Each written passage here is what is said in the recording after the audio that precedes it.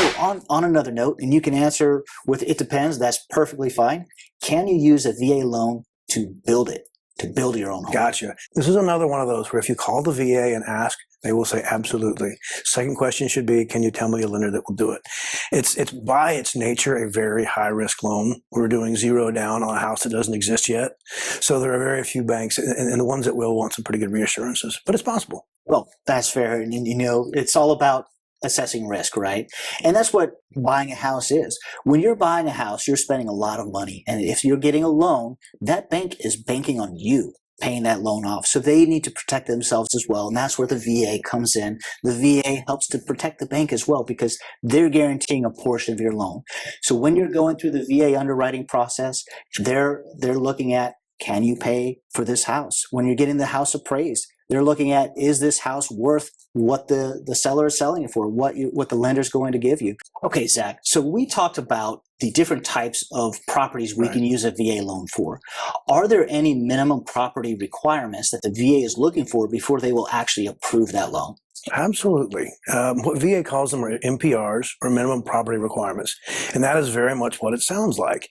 They want to make sure that you have a functional roof that's going to protect this house from water. They want to make sure you have no crack siding that's going to keep you from having issues there. That utilities are on, that they all work, water works, no broken toilets, no things that you're going to walk into this home and have it not be a functional home. It's going to cost you more money. Okay, so if I'm just viewing a home and I'm doing a walkthrough, is it pretty much, if it looks like it works, or do I need to have a home inspection to do this? How am I going to know if the property does meet these minimum property requirements? The minimum property requirements are going to be pretty obvious to most people. You turn on a light, it works or it doesn't. If we're talking about an inspection, that's a whole different thing. Okay, so most issues like not being able to turn on the lights, no running water, those are pretty self-evident. Are there any other common warning signs or things to look out for where the VA might say, this might be an issue? Absolutely. And it will be the appraiser calling this out. But things like stains on the ceiling that might indicate a roof leak, mildew on the shingles or on your siding. These might be things that are going to indicate a problem that you're going to have mitigated at some point. Okay, so we're looking more of structural type issues, something that says this house maybe needs a little more TLC to see if there are any underlying issues. Make sure it's essentially that it's a livable home. And there's the other end of that spectrum. Often we'll see a missing tile in the kitchen or a worn spot of carpet that the VA buyer would really like to see be fixed, and he wants the appraiser to require it. And the appraiser is going to say, no, that's cosmetic. It really doesn't affect the function of the home. Hi, I'm Ryan Ganad, the founder of the Military Wallet. I'm back with Zach Gunter, an underwriter in the mortgage industry with 17 years of experience. Now, we're going to talk a little bit about VA loan limits. So, Zach, I bought my house 5 or 6 years ago, and when I was going through that process, there were VA loan limits. You could only buy a house property up to a certain dollar amount, and it varied by region, but VA loan limits have gone away. Does that mean I could use a VA loan and go buy a $20 million house? Wow, what a great idea. I think you should definitely do that. That was a recent and welcome change. The limits did go away when you have full entitlement. Technically, like a lot of other things, you call the VA and ask them, can I buy a $20 million home zero down? They will say yes. And your second question should be, which lender should I call?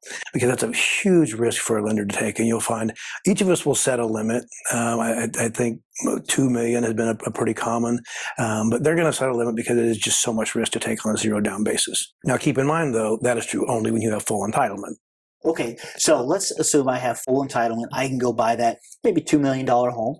Now, you say with zero money down, right? So maybe if I'm putting a down payment, that might change how much the lender might be willing to pay or to lend to me.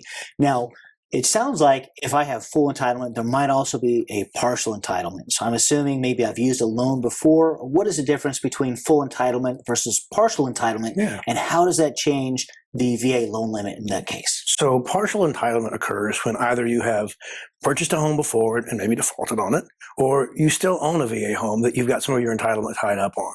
On a VA loan, the idea is always to have 25% of your loan secured. So the way VA calculates your maximum loan amount on a partial entitlement situation will depend on the county.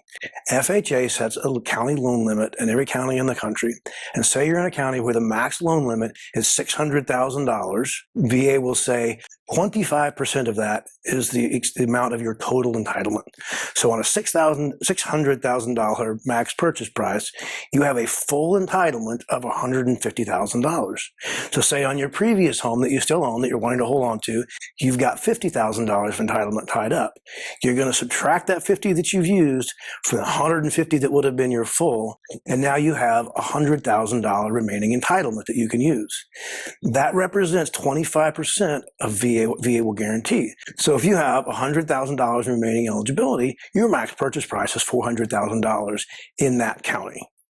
Okay, so it sounds like if I'm a first-time home buyer with a VA loan, I'm going to have my full entitlement, and I can do whatever the lenders in underwriting is going to support as far as buying that house. Correct. Now, let's say I bought the house, I've lived in it for a few years, and I say, you know what? I'm going to move over here, but I want to hold this other property. Maybe I rent it out, let a family member live in it, whatever we're going to do, and I want to use my VA loan again. That's when the partial entitlement comes Correct. into play. Okay, so at that point, it's going to be really situation specific based on how much money I had tied up in the original loan, and then versus how much I'm going to be borrowing on the new loan. Sure. Okay. And one thing I should add, in the previous scenario we talked about, that $400,000 being your max purchase price, it's not an absolute max purchase price. VA just says that 25% of this loan has to be backed either by them or by a down payment on your part. So say you found a home that was $440,000.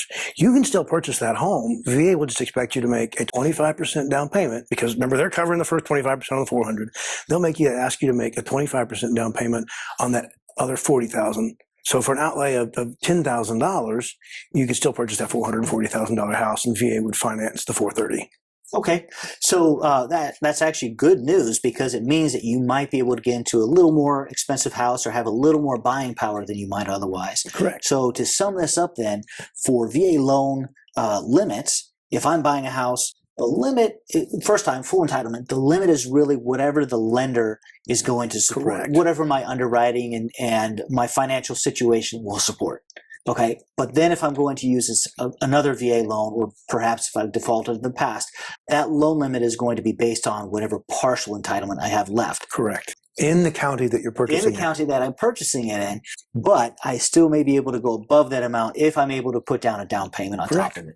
Zach, thank you so much for this information. I'm much more educated right now, and I hope that you, as you're watching this, are more educated as well. Thank you. So good to be here.